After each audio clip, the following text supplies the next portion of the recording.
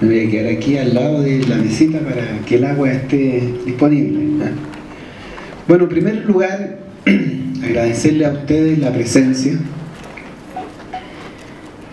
Se ha hecho una suerte de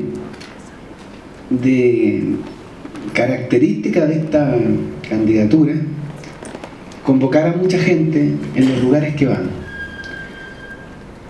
Aunque ya parece una costumbre, a mí por lo menos no me deja de sorprender. No me deja de sorprender la convocatoria que tiene esta candidatura. Y bueno, uno siempre trata de explicarse por qué ocurren las cosas que ocurren, ¿no? Alguien dijo que acá había alguien que era el protagonista, y yo creo que no se equivocó en que efectivamente aquí hay un protagonista, pero el protagonista no es el candidato. El protagonismo es esto de poder convocar y que se junte tanta gente interesada en escuchar un proyecto como este. Uno tratando de entender esto, ¿por qué ocurre? ¿Por qué cuando vamos a Arica los estudiantes nos esperan 2 horas a las 7 de la tarde un día viernes? 2 horas porque llegamos con 2 horas de atraso. Normalmente llegamos con 2 horas de atraso a todas partes. Y no es porque nosotros seamos irresponsables. En general tenemos la preocupación de llegar temprano, pero es imposible salir de los lugares donde llegamos porque hay mucho interés. Nos esperaron 2 horas, llegamos nosotros a las 8:30, 9 y estuvimos hasta las 12 con los estudiantes. Y lo mismo ha ocurrido en todas las partes que hemos estado, en Puerto Montt, en Ancud, en Castro, en Valdivia, en Osorno, en Valparaíso. En Valparaíso hemos tenido que sacar la conferencia a las calles, en Concepción lo mismo. Estuvimos en Arica, en Iquique, en Antofagasta, faltaba venir a Calama, nos falta ir a La Serena y a Coquimbo, todavía no hemos ido, pero prácticamente hemos recorrido todo el país. Y en todas partes encontramos este entusiasmo. La explicación que nosotros damos es que en algún momento todos los pueblos en algún momento tienen su día de gloria. Por largos años los pueblos pueden ser oprimidos. Por largos años pueden vivir con la cabeza gacha. Pero en algún momento los planetas se alinean, ocurren situaciones particulares y esos pueblos comienzan a despertar, a levantar la cabeza. Yo creo que este es un año importante en esa dirección. Han pasado algunas cosas que no son menores. El movimiento estudiantil del 2011 nos permitió mirar a Chile con otros ojos. Hasta el 2011, yo todavía recuerdo porque yo llevo 20 años visitando Chile, recorriendo Chile, como académico, como director de algunas organizaciones no gubernamentales, dando conferencias, charlas, como intelectual que he escrito algunos libros. Y siempre tenía yo esta percepción de que había un país muy plano, un país que no entendía lo que estaba pasando, que no entendía lo que estaba pasando. Y efectivamente no se entendía lo que estaba pasando. Los medios de comunicación transmitían una imagen del país que para muchos no era la correcta. No era la correcta, pero era de alguna manera la mirada, la lectura, el relato que se hacía de Chile. Un país exitoso, admirado por el mundo entero, reconocido por la banca multinacional, eficiente, el que más crece, el más rico. Ustedes saben que nosotros somos el país más rico de América Latina en términos de ingresos per cápita. Tenemos el ingreso per cápita más grande de América Latina. Tenemos crecimiento de las exportaciones espectaculares. Equilibrio en el sector fiscal. Baja inflación. Todos los indicadores económicos hablan de un país maravilloso. Pero en el fuero interno de los chilenos esto no era tan así. Pero en esta situación como de aislamiento, de individualismo en que vivíamos y todavía vivimos, era difícil darse cuenta que los problemas que nosotros vivíamos personalmente en nuestra familia eran un fenómeno masivo. El 2006 se levanta por primera vez el movimiento estudiantil, los pingüinos, y suena algo raro. Algo pareció no ser consistente, algo no encajaba en la realidad, en el relato que nos contaban. Y después viene el año 2009, las elecciones presidenciales, y un candidato saca un 20%, que expresa un descontento. Nadie sabía muy bien cómo era ese descontento o por qué existía ese descontento, pero había un descontento que se expresa políticamente. Y después viene el 2011, que es el año crucial, el más importante, el hecho revolucionario, político revolucionario más importante de los últimos 40 años, porque fue como abrir las ventanas de una familia en donde la oscuridad prevalecía. Y entonces empezamos a entender que Chile era un país muy rico, que tenía ingresos del cobre sobre 40.000 millones de dólares y que se iban del país y no quedaban en Chile. Y que la educación podía ser gratuita. Y se empezaron a conocer otros temas importantes. El lucro en la educación, la delincuencia en la educación, porque en la educación en Chile no solamente se lucra, sino que hay delincuencia. Rectores que son sometidos a procesos. Se lucra siendo que es un delito. Y empiezan a aparecer los datos del país freak en que nosotros vivimos, que no parece ser el que nos cuentan, el que nos relatan. Un país donde la mitad de los trabajadores gana menos de 250.000 pesos. 5 millones de trabajadores ganando menos de 250.000 pesos. Las mujeres, peor, la mitad menos de 205.000 pesos. El 99% de los chilenos tiene un ingreso per cápita de $700, no de $20.000, como dice la cifra oficial. Los multimillonarios en Chile son muchos. Somos de los 10 países con más multimillonarios. Estos multimillonarios capturan una parte de la renta que es el doble a la que capturan los multimillonarios en Estados Unidos. Aquí en Chile hay cosas que son aterradoras. Viven 15.000 niños en campos de concentración. Centros de detención del Sename que se han convertido en campos de concentración. Niños abusados, maltratados, humillados. Los trabajadores no tienen ningún derecho. Ningún derecho. Se pueden ser despedidos de la noche a la mañana por necesidades de la empresa.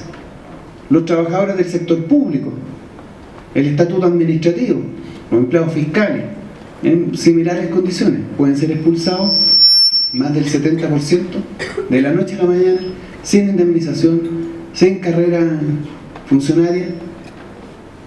El Estado es un mal empleador.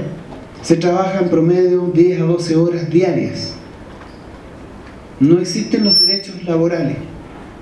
Hay cosas como, por ejemplo, que sorprenden: mujeres que trabajan con pañales desechables en supermercados porque no las dejan ir al baño, o que las idas al baño se las descuentan de su bono de producción. 500.000 estudiantes endeudados, hasta los 50 años van a estar pagando la deuda. El 60% del presupuesto de la familia es de un banco. Entonces, todos estos datos, y piensen ustedes estas cosas que hablan de un país que está enfermo, muy enfermo, y los psiquiatras dicen que Chile está viviendo una de las peores crisis de salud mental de todos los países occidentales en tiempos de paz. Y no es sorprendente, el 70% de los niños son maltratados, el 70% de los niños son maltratados. Tenemos índices de depresiones más altas de los países del mundo. Los niños se están suicidando. En los últimos 10 años han aumentado 3 veces la tasa de suicidio infantil. Y ustedes acá no están muy lejos de ese país curioso, ¿no? Yo vengo de Concepción.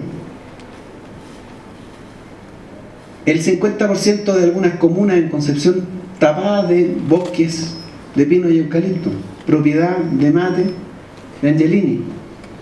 Tienen termoeléctrica, tienen actividad pesquera y son de las 4 comunas más pobres del país.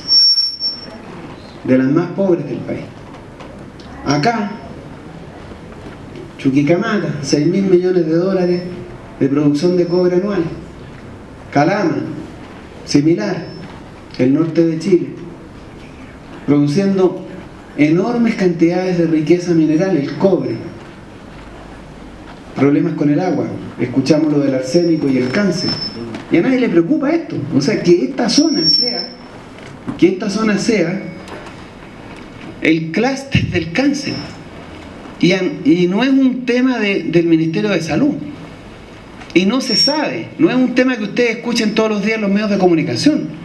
Obviamente sí estamos escuchando la depresión del candidato que se tuvo que bajar y las píldoras que toman y el nombre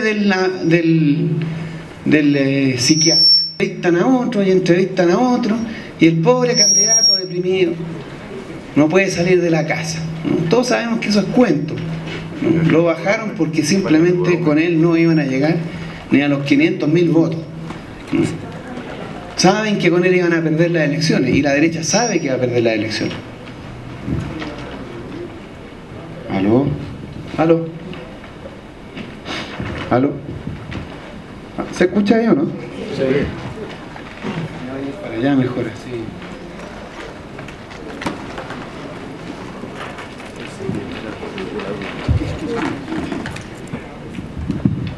Ahí se escucha, ¿no? Sí. Bueno, no se escucha mucho. ¿Sí? No. No fuerte. Aló, aló. Hay que hablar ahí con más. Bueno. Sí, no, está bien. Entonces, eso sí les preocupa.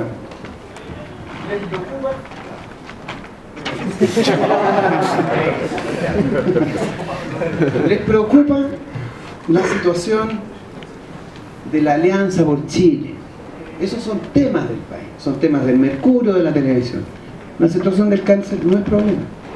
La situación de la toma de terrenos que hay acá, que estuve ahora en la tarde, yo no sé cómo es posible, porque estas cosas uno tiene que pensarlas. Esto es lo que uno llama una sociedad enferma. El cobre produciendo 40.000 millones de dólares, 40.000 millones de dólares, que es más o menos todo el presupuesto del Estado, poquito menos. 40.000 millones son 4 veces, o 8 veces, 10 veces, 8 en realidad, 8. La reforma educacional, 8 veces la reforma educacional. Es más o menos como 3 veces, o entre 3 y 7 veces el presupuesto de la salud. Y como 12 veces el presupuesto de la vivienda. Lo que gasta el Estado en viviendas sociales, 12 veces se lo llevan los empresarios multinacionales. ¿Qué es lo que dejan acá? Aquí no dejan nada. Nada. Y en Chile tampoco. Algo dejan de impuestos, pero poco. No dan empleo, dan un porcentaje despreciable de empleo. Y tienen el desmadre con el tema ambiental. Han desertificado el desierto. Tremendo poder. Desertificado el desierto. Y las comunas del interior sin agua. Y las poblaciones aledañas sin agua. Porque el agua, de acuerdo al código del Código de Agua en Chile, es un bien de mercado en manos de multinacionales, en manos de mineras, en manos de la agroindustria. El problema es la salud. Aquí tampoco en materia de salud es un oasis. Ahí vi el hospital. Yo no sé, ¿por qué está ese hospital así? ¿Por qué no lo terminan? Si este país tiene recursos, la toma sin agua, sin luz, amenazados permanentemente, es un estado de precariedad equivalente a Haití. Acá, en las comunas más ricas de Chile, gente vive como en Haití. ¿Como en Haití? Eso es lo mismo que Haití. Sin agua, sin luz, sin baño. ¿Y a quién le preocupa eso? ¿A alguna autoridad política le preocupa eso? No le preocupa. El problema de la salud en Chile se reduce a la depresión del señor Longueira. Ese es el tema de salud, ¿no? Esa es la preocupación de este país. Y es vergonzoso. Es profundamente vergonzoso, puede dar risa, pero francamente es intolerable e inaceptable. Este es el diagnóstico. Ustedes lo tienen para la zona, yo les doy alguna pincelada de lo que hay a nivel país. Arica, las poblaciones aymaras, perseguidas por las semilleras internacionales que quieren quitarle terreno, están destruyendo los olivares para instalar plantaciones de semillas transgénicas, con el apoyo del Estado, ¿no? Con el apoyo de la clase política, de los dirigentes empresariales. Son negocios, son inversiones, ¿no? Ya les hablé del sur de Chile, Concepción, una zona industrial. Los mapuches encarcelados por ley antiterrorista, porque la democracia que tenemos, hija de una constitución aberrante, que hizo un señor de dudosa reputación ideológica y democrática, el señor Guzmán, perteneciente a lo más conservador de la Iglesia Católica. Nosotros nos regimos por una constitución hecha por este señor y defendida con dientes y muelas y uñas por la UDI, Renovación Nacional, y la Concertación. Porque recuérdense que hubo un candidato que fue presidente, que junto a Pinochet debe ser el más nefasto de los presidentes que ha pasado por la faz de este territorio, Ricardo Lagos, le puso la firma, porque él no toleró que el dictador llevara la firma, que la Constitución llevara la firma del dictador. Él le puso la de él. No hizo ningún cambio sustantivo. La misma Constitución, aprobada en un plebiscito fraudulento. Fraudulento. Esa es la norma que rige nuestra sociedad. Eso es absolutamente inconsistente, descabellado, ilegítimo, contra natura. Las sociedades democráticas, los países democráticos se fundan en la convivencia democrática. Las normas que un pueblo tiene son las que se da por sí mismo. Eso se inventó con la Ilustración, con la modernidad, con la Revolución Francesa, la Revolución Norteamericana, más de 200 años atrás.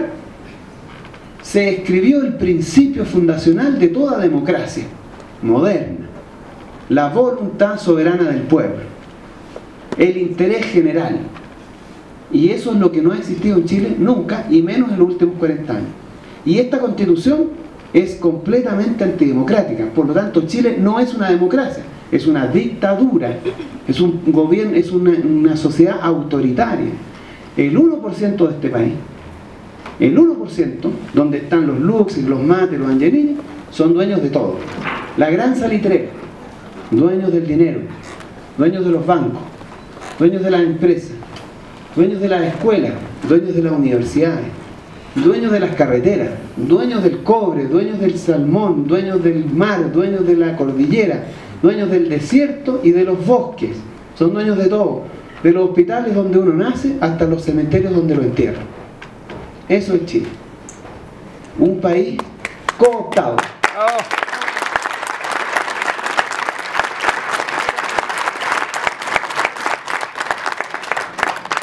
Es un país en donde una minoría ha enclaustrado, encarcelado la soberanía popular. Nosotros no somos dueños de esta Constitución, no la hemos elegido, ni siquiera votamos por ella. Bueno, ese es el diagnóstico. ¿Qué tenemos que hacer? Y aquí está la respuesta. Y por eso, que cuando alguien dijo acá que en esta sala está el actor principal, y por eso, después de esta explicación, le digo, ¿por qué son ustedes el actor principal? Aquí lo que nosotros tenemos que entender es que ser presidente de Chile es una cuestión nominal. No significa nada. Es una formalidad. El presidente de Chile, si no tiene poder para cambiar las cosas, no puede hacer nada. ¿Cuál es el poder que tenemos hoy día en Chile? ¿Quién tiene el poder? Porque la política es poder. Aquí no estamos eligiendo ni a Miss Universo, ni a su príncipe consorte, ni un rey, ni un monarca. Estamos eligiendo a una persona que representa la voluntad popular, que es mandatado para aplicar un programa que ha sido sometido a escrutinio por la ciudadanía, por el pueblo, ha aprobado ese proyecto y le ha encargado a este señor que ejecute en el nombre del pueblo las decisiones que ha tomado el pueblo soberano. Así se hacen las cosas en una democracia. Por lo tanto, no estamos eligiendo al príncipe, ni al rey, ni al monarca, ni al emperador tampoco. Hasta ahora lo que hemos hecho es elegir emperadores, monarcas y príncipes. Pero lo que se trata hoy día es de que entendamos la política como debe ser. Elegimos a un mandatario. Pero ese mandatario se enfrenta con el poder. Tiene que tener poder.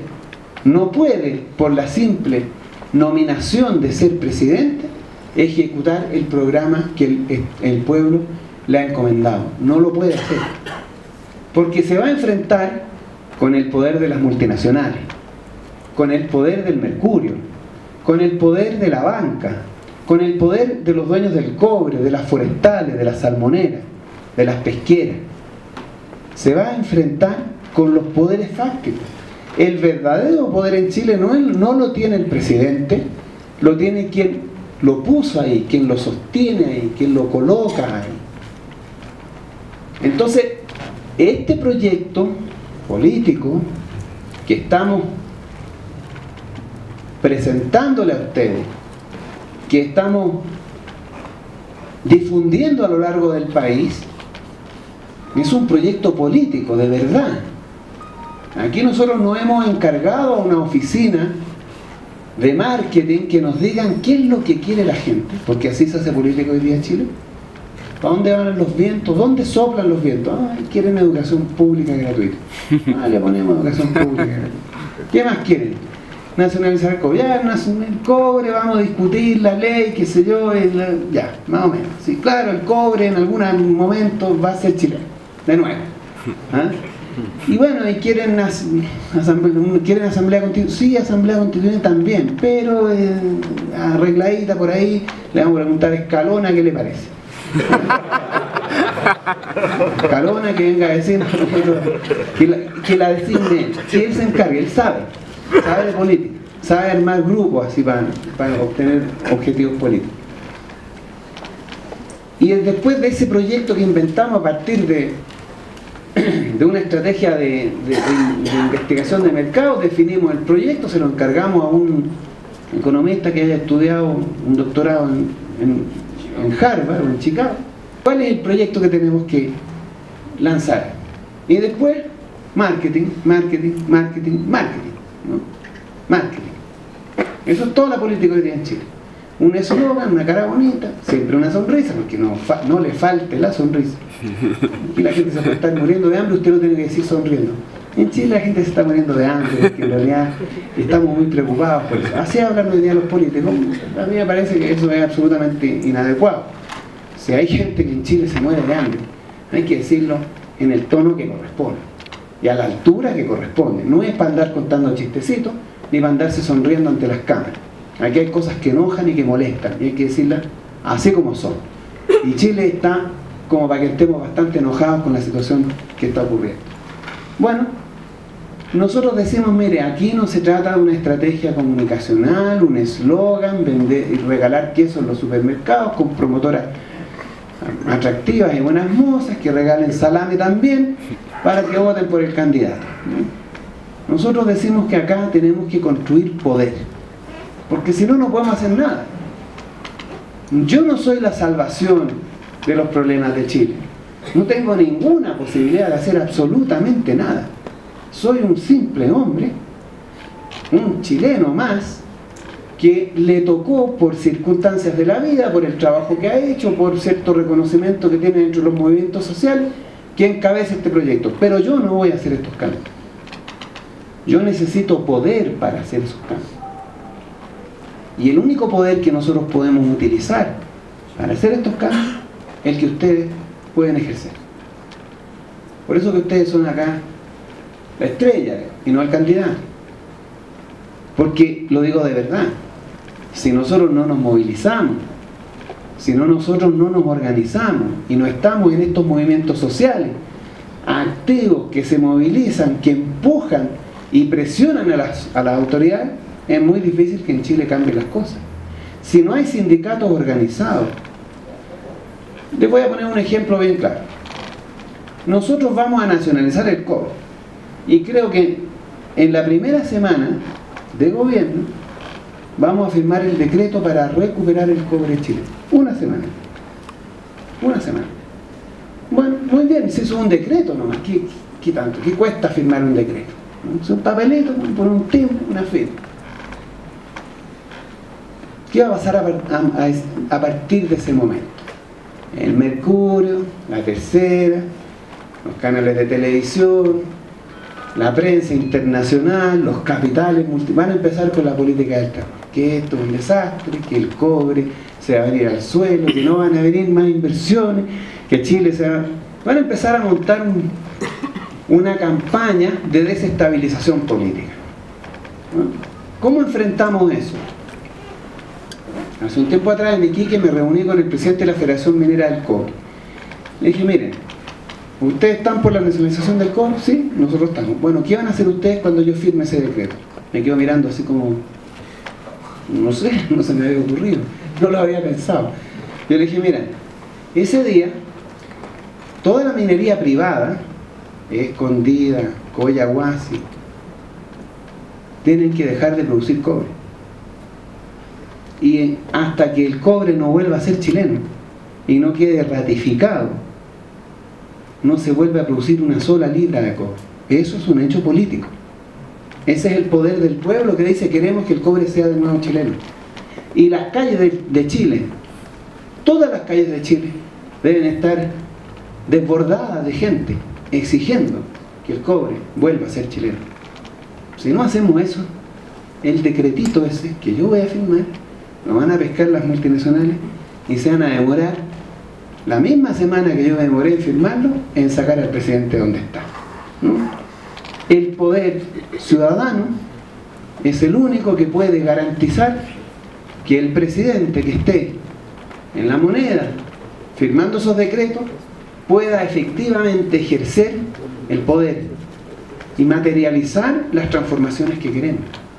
Nosotros queremos educación pública gratuita. ¿Qué vamos a hacer cuando el presidente de la República envía al Parlamento la ley que crea la educación pública gratuita y universal? Vamos a hacer lo mismo. Y si no tenemos a los estudiantes en las calles, a los trabajadores en sus centros de estudiantes, en sus centros sindicales, a los estudiantes en sus centros sindicales, movilizándose, articulándose, empujando las decisiones, haciendo valer la voluntad soberana del pueblo de Chile, cualquier ley de esa naturaleza es letra muerta. Por eso yo le estoy diciendo, aquí nosotros no estamos planteando, no hemos venido acá a decirles, mire, voten por mí, porque tenemos un proyecto bonito. Y todo lo que ustedes quieren, el sueño que ustedes tienen, nosotros se lo vamos a realizar en 15 días. Nosotros los estamos invitando a construir un proyecto político, los estamos invitando a construir poder ciudadano, a ejercer la voluntad soberana del pueblo de Chile. Y eso empieza con algunos gritos de libertad, con marchas, con manifestaciones, y disputándole a la oligarquía el poder en la elecciones presidenciales, senatoriales y parlamentarias. Ese es el proyecto que nosotros tenemos. Porque lo único que podemos comprometer es la lealtad a la voluntad soberana del pueblo de Chile. Eso sí es lo único que yo puedo garantizar. Yo puedo firmar acá todo lo que ustedes me pidan, y lo voy a firmar, si yo no tengo problema. Pero que quede claro que la única posibilidad de que yo pueda ejercer el compromiso que estoy adquiriendo es que ustedes también adquieran el compromiso de constituirse en actores políticos, de ser ciudadanos conscientes de su labor política. No hay que tenerle miedo a la política. Yo sé que son tiempos difíciles, hay muchos jóvenes que yo entiendo su malestar y que me preguntan, mire, ¿por qué tengo que creerle a usted? Si todos han contado aquí, han cantado las rancheras, tangos y rock and roll, ¿no? Lo han cantado todo y al final se van para casa. Yo entiendo eso, porque es la política de los últimos 40 años. Es la política del mercado, ¿no? Invento un proyecto, lo vendo, lo promociono, gano los votos, entro a la moneda y me siento con los dueños de Chile a preguntarle qué es lo que tengo que hacer. Eso es lo que ha ocurrido. Porque aquí finalmente lo que se trata es de vender un producto. Pero también les pido a aquellos que tienen esa sensación que miren un poco más atrás y vean lo que ha sido la historia política de nuestra América Latina. En eso nosotros tenemos mucho que decirle al mundo. La independencia, nuestra independencia como pueblos latinoamericanos la ganamos a pulso, sin el apoyo de nadie. Fue ganada en luchas que costaron muchas vidas humanas, y nuestros libertadores, los libertadores de América, son ejemplos épicos de triunfo político sobre la base de la exclusiva voluntad de ser, sobre la exclusiva motivación de la autonomía, de la independencia, de la autodeterminación. Y en esta América Latina, solo en América Latina, hemos tenido una cantidad de hombres y mujeres que han sabido levantar la voz por los desheredados. Y aquí en esta América existió un Sandino en Nicaragua, existió un Pancho Villa y un Emiliano Zapata en México, que en 1910 se levantaron campesinos, no eran políticos. Por eso que yo quiero que ustedes entiendan eso. La política no la hacen estos cabrones que están en el Parlamento. Ellos no son políticos. Ellos son simples sirvientes del príncipe. Son cortesanos, no son políticos. Son personas que se han acomodado en la estructura de poder, pero no ejercen poder, no tienen proyectos más que sus propios intereses. Zapata y Villa eran campesinos y letrados. Les aseguro que no hay ninguna persona acá que sea más iletrada, más ignorante y más insuficiente desde el punto de vista de un político que lo que fueron Villa y Zapata. Esos dos mexicanos, descendientes de indígenas en América Latina, levantaron al pueblo mexicano, a los campesinos, por los que ni siquiera la izquierda en América Latina ha dado nunca nada, nunca ha creído la izquierda en los movimientos campesinos. Fueron los campesinos que inician en el año 1910 en América Latina una ola de autodeterminación, de lucha política revolucionaria por la reivindicación de los derechos de los subalternos, de los ignorados, de los campesinos, de los indígenas.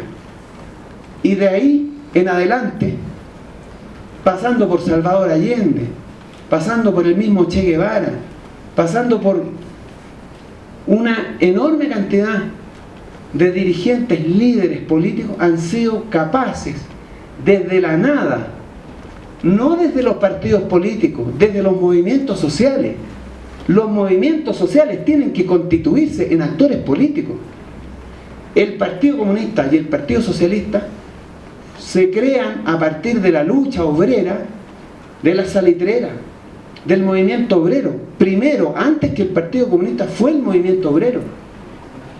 Por lo tanto, esto de que no les interesa a ustedes la política, eso tienen que cambiarlo, tienen que convertirse en actores políticos. No les digo que se inscriban en la democracia cristiana, de ninguna manera, ni en ningún partido político, pero sí tienen que, como movimiento social, constituirse en gestores de los cambios políticos que este pueblo necesita. Y eso requiere que entendamos que la política es tan importante como hacer el pan de todos los días. Así como hacen la comida, hay que hacer política. Porque no solo me tiene que preocupar el bienestar de mis hijos dentro de la casa, sino que el bienestar de mis hijos fuera de la casa. Y de lo que yo haga o no haga en política es la sociedad que yo voy a enfrentar. Y por eso que nosotros estamos en este momento, en este Chile, en el Chile del 2013, aprovechando esta campaña política, esta campaña presidencial, convocando a la rebelión del pueblo de Chile. Nosotros no estamos pensando en hacerle cambios menores, maquillajes, arreglines a la Constitución. La vamos a borrar de un plumazo.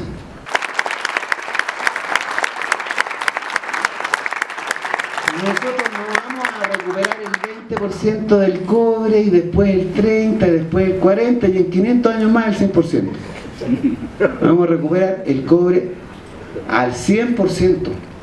Esa es nuestra voluntad política, porque nosotros queremos refundar Chile sobre el principio de la democracia participativa y no representativa.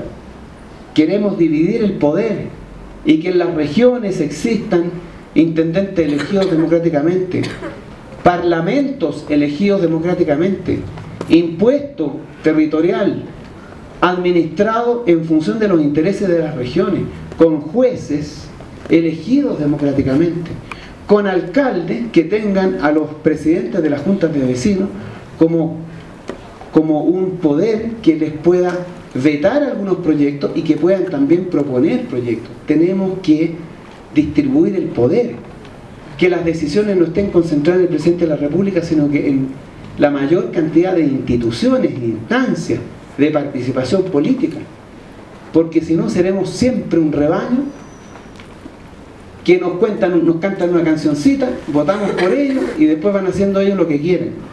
Acá nosotros le estamos planteando otra cosa, refundar Chile sobre los principios básicos de la democracia, la autodeterminación, para construir un Estado que garantice derechos y no sea el nicho de negocios que hoy día somos. Eso es el proyecto, pero requiere, lo más importante de este proyecto, requiere que ustedes entiendan la importancia de la participación política de cada uno de ustedes. No sirven que haya un Marcel Clot de candidato a presidente, es letra muerta. Si no existe detrás o al lado y adelante, por todos lados rodeado, de un pueblo convencido de que su voluntad tiene que hacerse eficaz y tiene que respetarse, y eso implica hacer acciones. Por eso yo felicito a los pobladores que se tomaron ese terreno, porque es la acción que corresponde. Cuando los estados no responden a los derechos, entonces hay que tomarse los derechos, hacerlos exigibles, y por eso nosotros estamos hablando de un año de rebelión, de rebelarse contra la ley injusta, contra la norma abusiva, contra el imperio del dinero, contra el abuso de los derechos, contra la humillación. No puede ser que en Chile tengamos 15.000 niños en campos de concentración y a nadie le importe, y que el señor Polman pueda obtener el doble de lo que cuesta resolver el problema de los niños en un solo año para hacer su proyecto de un edificio repugnante, asqueroso, feo arquitectónicamente, pero que es una expresión de su poderío, del dominio que tiene sobre el país y sobre nuestra sociedad. Ese es el desafío. No nos interesa el voto pasivo. Si usted no está dispuesto a movilizarse, entonces no vote por nosotros. Ese voto no nos interesa. Dénselo a la señora Bachelet, o ahora a esta otra señora, que va a ser el año de las señoras, la política de las señoras. ellas guardarán mejor que yo el voto pasivo. Yo quiero el voto activo, el voto de un pueblo digno, de un pueblo orgulloso que levanta la cabeza y no dice nunca más, mande patrón.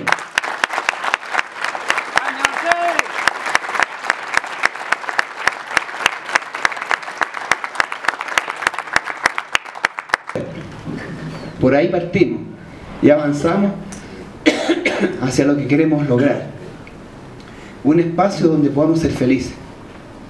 Para eso hemos venido al mundo. Hablo tanto que... Ya debe estar contaminado ya. Ya me contaminaron. Hemos venido al mundo para ser felices. No puede ser que trabajemos 12 horas. No puede ser que nuestros jóvenes salgan ganando 200.000 pesos de la universidad. No puede ser que paguen sus deudas a los 50 años. No puede ser que nuestros niños estén en campos de concentración. No puede ser. Eso lo tenemos que cambiar.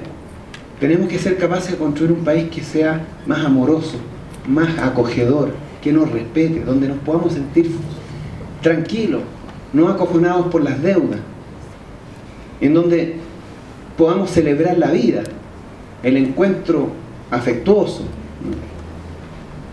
el encuentro entre las familias, y podamos celebrar la nueva vida y podamos llorar la muerte, pero como seres humanos, que podamos vivir en Chile como seres humanos. De eso se trata este proyecto, a eso los invitamos, y la única posibilidad de triunfar es que ustedes entiendan que son insustituibles en esta causa fundamental para ese Chile que queremos construir. Muchas gracias.